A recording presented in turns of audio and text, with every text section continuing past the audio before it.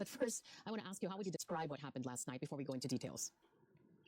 Well, last night po kasi actually started in the morning. No, we have a coordination with the Senate Security at para po nga doon sa pag-implement natin ng warrant of arrest issued by the ICC against Senator Bato de la Rosa. So nangyari po, nakaposition naman po yung mga agents natin diyan waiting for Senator Bato to arrive so that we can present him the warrant. Nung dumating na po siya, actually, ang nangyari pala dyan, nakasakay sa sasakyan ng isang senador, so hindi siya nakita. Nung para magbubutuan ng araw, biglang lumabas, nandun yung dalawang agent namin na babae to serve the warrant sa kanya. Nangyari po, tinakil niya yung dalawang babae. Tapos siya, tumakbo na po siya, tumakbo. So kaya po nagkaroon ng abulan. So, Director, nangyari na po yun. Opo. Yeah, sige po. Director, kasi ito po ang sinasabi nila, that you guys were preventing him from attending the session. Yun ba talaga yung nangyari? Or were they obstructing justice by making sure na may habulan na, may habulan ng nangyari because you were only trying to serve a warrant? That's a good point, Pang Carmina. Sabi nila kasi preventing to attend the session. From my point of view of the law enforcement, we are trying to enforce a valid warrant. Alam naman po natin, we are a law enforcement agency and one of our mandate is to enforce valid warrant of arrest issued by a judge. So in this matter, meron pong issuance ng ICC warrant. We want to enforce. Tumakbo siya. So ang point of view nila, pinipigilan na siya na mag-attend ng session. But the natural consequence of him being arrested and put under the custody of the authority, talaga po hindi na siya makaka-attend. So yun po dapat natin tingnan doon. At sabi nga, ba't hinabol? Siyempre po kasi po tumakbo, kaya po natin hinabol.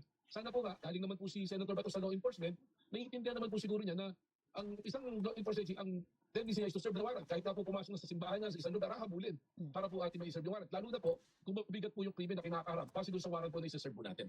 I don't know if you caught it, but we just spoke with Attorney Estrelito Torreon. Siya po ang abogado ni Senator Ronald De La Rosa. Ito po ang sinasabi niya. Unang-una may question. Confirmed by the ICC that there was a warrant under seal noong November. Naglabas na ng statement ng ICC. Ngayon po, ang tanong ay ganito. Ano po ang pinanghahawakan nyo ngayon? Ano ang meron kayo? Did it pass through Philippine courts? Go ahead. Yeah, that was coordinated po with the PCTC. Yung warrant naman po ng ICC na yan, talagang ang coordination, that's why we have the PCTC, doon po dumadaan yan.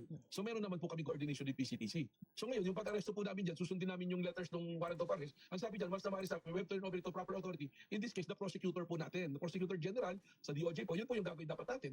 Para po sila naman yung, kung ano yung mga susunod na proseso, yun naman po yung gagawin po itong ating pagpapasahan.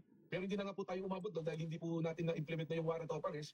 And ang problema nga po dyan, binigyan ng custody. Although to our point of view, I agree with former Senator Drilon na anytime pwede naman po dahil under the law we can effect yung pag-aresto pa rin po. But out of courtesy, at yun naman po yung napag-usapan namin ng mga senador that giving the commitment na kung nandiyan dyan sa Senate ground, sige, hindi po natin i-enforce yung warrant. Because of our respect of the executive, ako equal branch, which is the Senate. Ito na lang po yung tinitingnan namin. Can we backtrack a bit? Unang-una po, ang nakausap nyo bago nagkaroon ng change in leadership ay si Senate President or former Senate President Tito Sotto. Tama ho ba yun? Well, no, I did not personally talk to Senator Sotto except that we have the coordination with the Office of the Sergeant at Arms.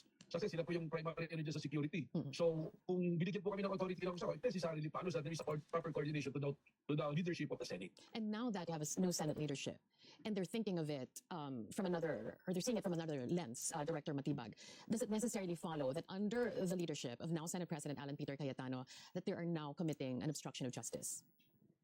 Well, it can view it that way from the legal perspective, except na Carmina, I'd rather not comment on that kasi pinag-aaralan po namin yung legal implications lahat ito. In fact, we're having a meeting later. Siyempre, we'll consult with the DOJ, yung po kaming pinaka-primary department kung saan natatsak NBI. And of course, clearance also with PCTC and DFA, yung pong other agencies. There's to be an inter-agency coordination on this matter after po nito.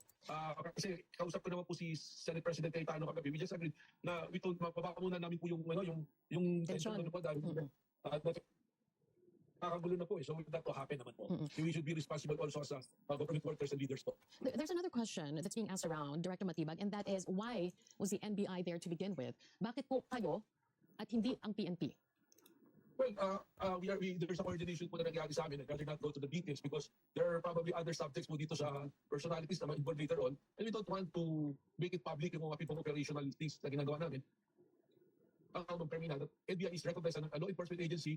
Yung po mga Interpol is coordinating also with the NBI. Yan naman po yung proseso niyan.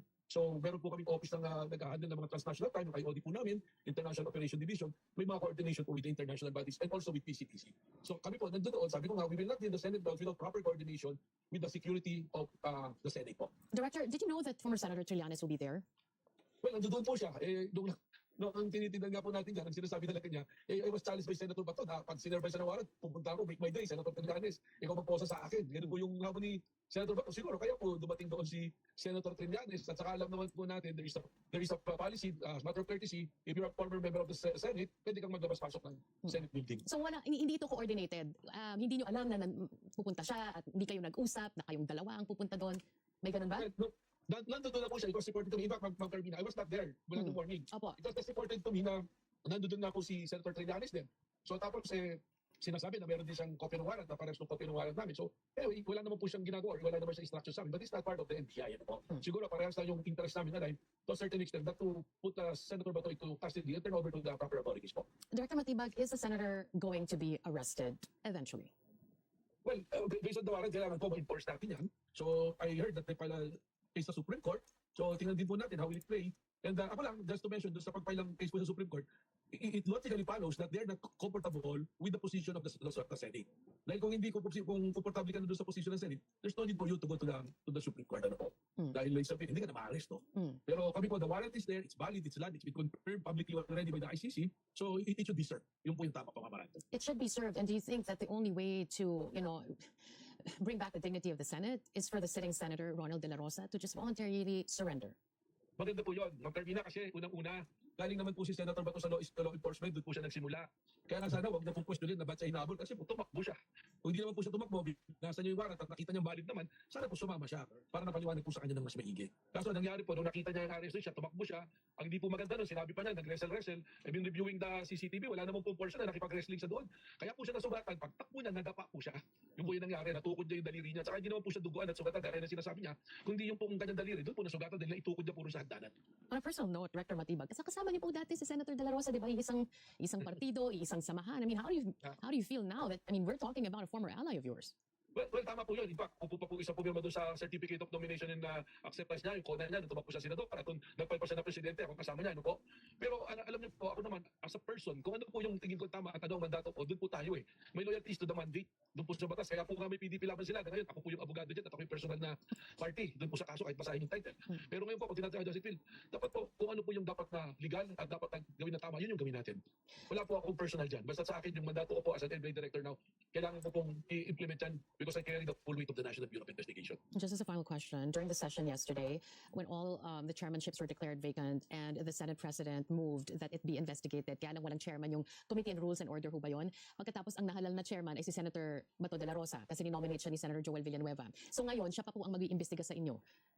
Well, we're open to an investigation. Ang basic lang naman po yan. Kami naman nandoon because of the mandate given to us ng batas at kung ano po yung aming pong dapat gawin, sinusunod po namin. Not because of emotions, not because of personal belief, not because of politics, but because of facts, because of reason, because of procedure, because of the law. So okay lang po yun. Siya po yung magdadala niya, ako siya yung chairman. But kung kailangan mo imbestigahan, we will be there. We will answer the questions and the inquiry po. Kailan mo nalaman pala na when did you hatch the plan that you were going to arrest him then? And when did you know that he was actually going to be at the Senate yesterday? Well, yung pong communication, we started the briefing 7 a.m. po ng kahapon. Then another briefing, mga tatlong briefing po before yung nag-deploy po tayo ng 1 o'clock. At sino-sino po ang kasama niyo sa briefing? Well, I was not there because I assigned the team leader, yung aking pong regional director ng NCR, si Atty. Dongdalo, is the one who is the team leader. We formed several teams po to yung to effect sana po yung wala kang tower na-arrest you. Actually, we're not expecting to na may takbuhan, nalalaban siya, napag-present sana yung mandato. He will be reasonable enough as a former member of the law enforcement at saka po as a senator. Sa tingin namin dapat papasayin ganun. That's why, ang nandun pa po nangaharap sa kanya sa pagbukad, 2 babae na agent eh. Because we are expecting sana na ganun po, pero hindi po yun yung nangyari. And what does that tell you? That you were expecting him to be reasonable and you were met with exactly the opposite? Yeah, opo, that's my expectation. Coming from the... Okay, we're losing our signal.